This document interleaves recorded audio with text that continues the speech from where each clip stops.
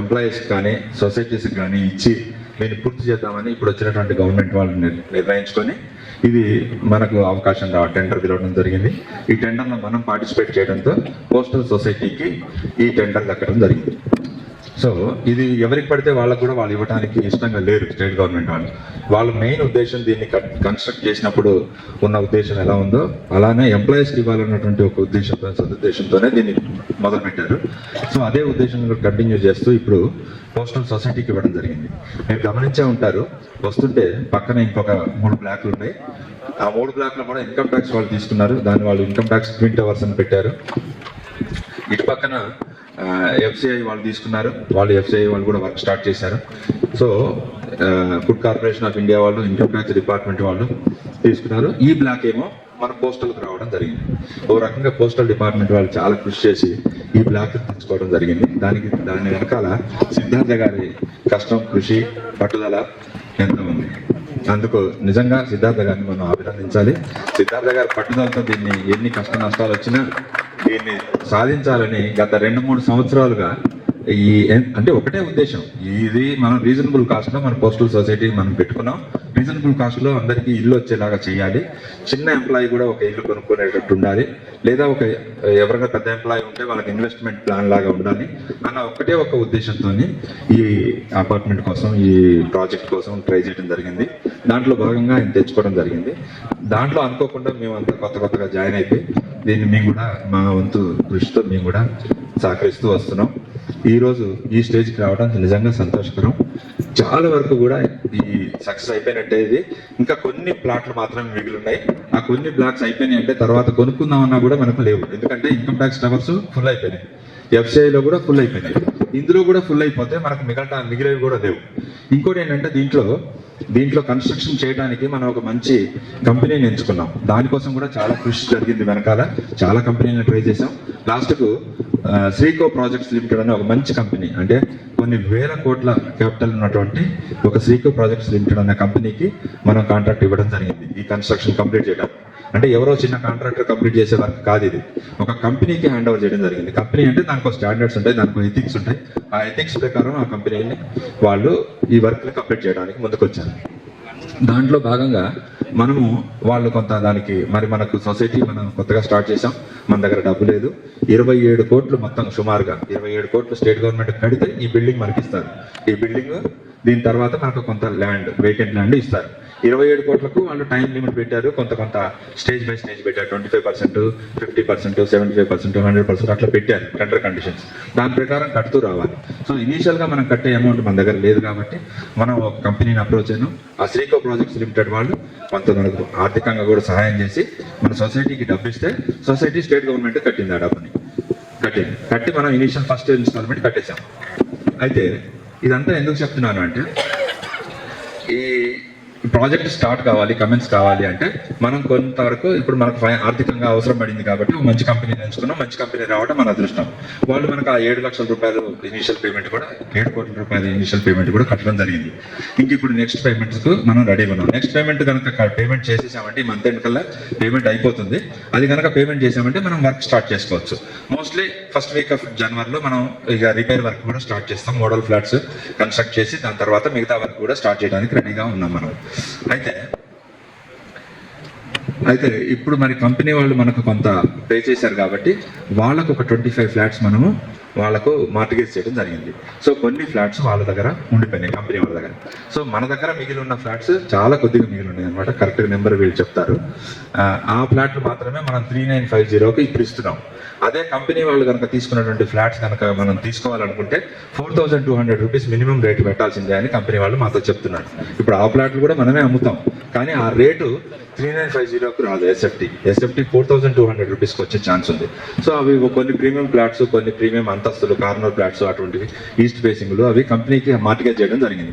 25 ఫ్లాట్లు మనం మార్టిగేజ్ చేసాం. 87 ఫ్లాట్లు మాత్రమే మనకు అందుబాటులో ఉన్నాయి. 87లో సుమారుగా 50 ఫ్లాట్లు మనకు ఆల్రెడీ సేల్ అయిపోయినాయి. ఇంకా మిగిలినవి ఆ 27 ఫ్లాట్లు, 28 ఫ్లాట్లు ఉన్నాయన్నమాట. దానికోసం ఈరోజు డ్రైవ్ పెట్టి ఇంట్రెస్ట్ ఉన్న వాళ్ళు మెంబర్స్ అందరినీ పిలిచి ఈరోజు బుక్ చేసుకుంటే మనకు 3950లో వస్తుంది.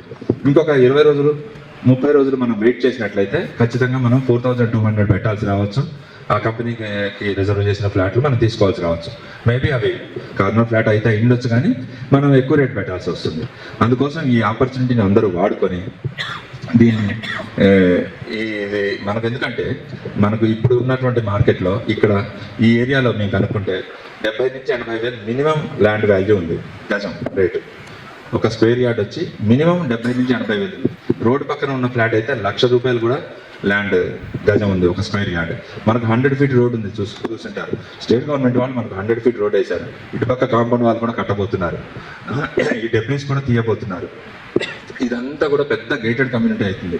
రోడ్డుకు అవతల పక్కన కూడా వీళ్ళు ఇప్పుడు అదంతా స్టేట్ గవర్నమెంట్ ల్యాండే. ఇప్పుడు అవతల మనకు ఒక గుడి కనపడుతోంది, ఇంకా కొన్ని స్ట్రక్చర్స్ కనపడుతున్నాయి కదా. ఇప్పుడు ఇందులో పెద్ద వాటర్ ట్యాంక్ కూడా కడుతున్నారు స్టేట్ గవర్నమెంట్ వాళ్ళు. ఈ ల్యాండ్ని కూడా లెవెల్ చేసి ఒక నెల 15 రోజుల లోపల దీన్ని కూడా వాళ్ళు వేలం వేయడానికి రాజీవ్ సబ్రా వాళ్ళు ముందుకొస్తున్నారు. మోస్ట్లీ ఇది వేలం వేస్తారు. వేలం వేస్తే మీరు చూశారు ఎన్ని 100 కోట్లలో పోతున్నాయో హైదరాబాద్లో ల్యాండ్ మీరు చూశారు. ఇది ఎంతకు పోతుందని చెప్పలేము. నాకు తెలిసి 1,50,000 1,25,000 తక్కువైతే ఒక స్క్వేర్ యార్డ్ పోదు. సో ఈ రోడ్డుకు అవతల పక్కన ఉన్న ల్యాండ్ ఏదైతే ఉందో అది మళ్ళీ మనకు ఇప్పుడు వేలంలో కనుకపోతే అక్కడ పెద్ద పెద్ద వెంచర్స్ వస్తాయి. ఆ వెంచర్స్ వచ్చినప్పుడు వీటి పరిస్థితి ఊహించుకుంటే మనం కనీసం కొనని కూడా కొనలేము మనం. ఆ వెంచర్స్ వచ్చినాయి అంటే మాత్రం ఇది ఎక్సలెంట్ లొకాలిటీ అయిపోతుంది. అయితే మీరు చూస్తూనే ఉన్నారు, పక్కన ఇన్కమ్ ట్యాక్స్ వాళ్ళది రెడీ అవుతుంది, FCI వాళ్ళది రెడీ అవుతుంది. మంది కూడా 1 monthలో మనం కన్స్ట్రక్షన్ స్టార్ట్ చేయడానికి సిద్ధంగా ఉన్నాం.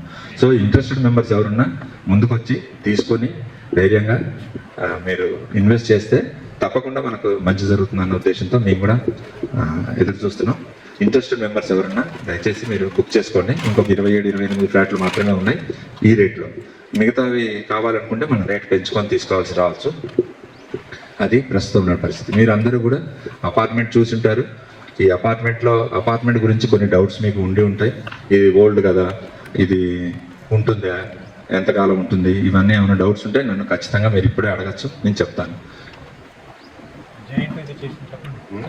ఇంకోటి ఏంటంటే ఇది ఇప్పుడు ఎనీ ఓల్డ్ కన్స్ట్రక్షన్ అయినా న్యూ కన్స్ట్రక్షన్ అయినా ఇప్పుడు మీరు పాత ఇల్లుని పైన వేసుకుందాం అనుకుంటే కూడా దానికి కొన్ని టెస్టులు ఉంటాయి. కాలమ్స్ బీమ్స్కు కొన్ని టెస్టులు చేస్తారు. నాన్ డిస్ట్రక్టివ్ టెస్టులని, డిస్ట్రక్టివ్ టెస్టులని కొన్ని ఉంటాయి. ఆ టెస్టులన్నీ కూడా చేసి ఇది పక్కాగా ఇంకా 100 years అయినా వీటికి డోకా లేదని చెప్పి సర్టిఫికేట్ తీసుకోవడం జరిగింది స్టేట్ గవర్నమెంట్ వాళ్ళే. మనకు టెండర్ పెట్టే ముందే, ఎందుకంటే ఇది గవర్నమెంట్ వాళ్ళు సొసైటీలకు ఇస్తున్నటువంటిది, ఇది ప్రైవేట్ వాళ్ళ దగ్గర మనం కొన్నది కాదు. ఇది స్టేట్ గవర్నమెంట్ ఆఫ్ తెలంగాణ వాళ్ళు మనకు అమ్మింది. కాబట్టి వాళ్ళు అన్ని రకాల జాగ్రత్తలు JNTU నుంచి తీసుకున్నారు, టెస్టులు చేశారు. JNTU నుంచి సర్టిఫికేట్ తీసుకొని మనకి ఇవ్వడం జరిగింది. మేము కూడా టెస్టులు చేసి తీసుకోవడం జరిగింది. నేను కూడా being engineer non destructive test నేను మా ఫ్రెండ్ దగ్గర ఉంటే నేను తెచ్చి చూశాను, కన్స్ట్రక్ట్ చేసి కొట్టి చూసాము. మాకు ఆ కాలమ్స్ని కొట్టి చూస్తే తెలిసిపోతుంది అనమాట దాని ఎంత స్ట్రెంత్ ఉందనేది. ఎక్కడా కూడా చిన్న క్రాక్ కానీ ఎక్కడా కూడా చిన్న లోపం కానీ మాకు కనపడలేదు. ఎందుకంటే ఇది కొండ మీద అంటేనే Hyderabad is known for high rise buildings. ఎందుకంటే ఇక్కడ నేల అట్లా సపోర్ట్ చేస్తుంది. మన దగ్గర ఉన్నటువంటి రాకీ సాయిల్ ఉండటం వల్ల, రాకీ ఫౌండేషన్ ఉండటం వల్ల ఎన్ని అంతస్తులు, ఇక్కడ హైదరాబాద్లో 100 అంతస్తుల బిల్డింగ్ కట్టొచ్చు. విజయవాడలో మనం 15 అంతస్తుల బిల్డింగ్ కట్టలేము. మనం విజయవాడలో కట్టలేము. విజయవాడ అంతా బ్లాక్ కాటన్ సాయిల్. హైదరాబాద్లో మీరు 100 అంతస్తుల బిల్డింగ్ కట్టుకోవాలన్నా కట్టుకోవచ్చు. ఇక హైదరాబాద్లో ఉన్నటువంటి అడ్వాంటేజ్ అది. దాంట్లో భాగంగానే ఇది కూడా హిల్ మీద కట్టారు కాబట్టి ఇది కూడా ఫౌండేషన్ విషయంలో కూడా ఎక్కడ చిన్న అజాగ్రత్త లేదు.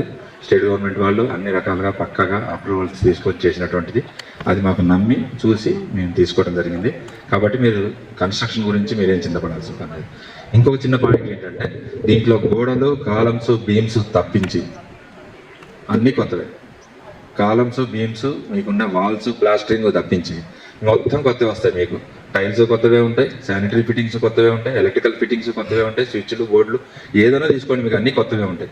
ఇంకా కార్ పార్కింగ్ కానివ్వండి, క్లబ్ హౌస్ కానివ్వండి, అదర్ ఫెసిలిటీస్ కానివ్వండి, అవన్నీ కొత్తగా డెవలప్ చేసేవి. కాబట్టి మీకు ఇందులో పాతది ఏంటి అంటే కాలమ్స్, బీమ్స్, గోడలు పాతవి. అంతకుమించి మీకు పాతవి ఏమి ఉండవు. దాంట్లో కరెంటు వైర్ పెట్టుకున్నా, స్విచ్ పెట్టుకున్నా, లేకపోతే ట్యాపులు పెట్టుకున్నా, ఏది చేసినా అన్ని కొత్తవే. టైల్స్ కానీ అన్ని కొత్తవే ఉంటాయి. వాటన్నిటికి కూడా మనం శ్రీకో కంపెనీతోనే స్పెసిఫికేషన్స్ అన్ని ఫిక్స్ చేసాము. మనం ఫైట్ చేసి మంచి స్పెసిఫికేషన్ తీసుకున్నాం. మనం దానికి అగ్రిమెంట్ చేసుకున్నాం. కాబట్టి మంచి మెటీరియలే వాడతాం. అన్ని state government, central government approved మెటీరియల్ని వాడతాం. నేను కూడా సెంట్రల్ గవర్నమెంట్లో 30-40 ఏళ్ల పాటు ఇంజనీర్గా చేసిన వాడిని. క్వాలిటీ గురించి, కన్స్ట్రక్షన్ గురించి మేము ఎప్పుడు కూడా పర్టికులర్గా ఉంటాము. అదే విధంగా పోస్టల్లో పనిచేస్తాం. ఇక్కడ కూడా అదే ఎన్షూర్ చేస్తాం, క్వాలిటీని ఎన్షూర్ చేస్తాం. మీకు ఏమైనా డౌట్స్ ఉంటే అడగండి.